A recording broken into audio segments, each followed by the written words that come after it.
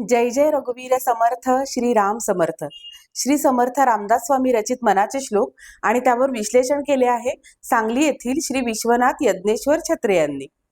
आज आपण 22व्या श्लोकाचे विश्लेषण ऐकणार आहोत. मना सज्जना हित माझे करावे.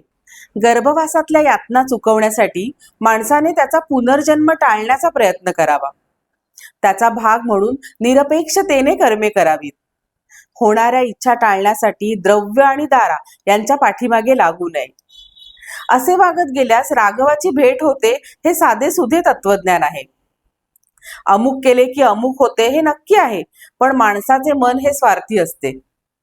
म्हणून मनाला विनंती करताना पुढील श्लोकात समर्थ म्हणतात, मना सज्जना हित माझे करावे, रघुनायका दृढ चित्ती धरावे. महाराज तो स्वामी वायू सुताचा, जना उद्धरी नाथ लोकत्रयाचा. जय जय रघुवीर समर्थ. माणसाच्या स्वार्थी मनात देह सुखाचे विचार सतत येत असतात. त्यानुसार त्याला इच्छा होत असतात. त्यांच्या पूर्ततेसाठी झटताना त्याचे देवाकडे दुर्लक्ष होत असते. देवाकडे दुर्लक्ष केले की आत्मोद्धाराचा मार्ग खुंटतो. पण देवाकडे लक्ष गेले की देहसुख मिळणार नाही या विचाराने हट्टी मन मुद्दामून देवाकडे दुर्लक्ष करण्याचा प्रयत्न करते. त्याला बळजबरीने देवाकडे वळवायचा प्रयत्न केल्यास ते अजिबात दाद देत नाही. म्हणून त्याला चुचकारून गोडी गुलाबीने पटवून देण्याचा प्रयत्न करावा लागतो.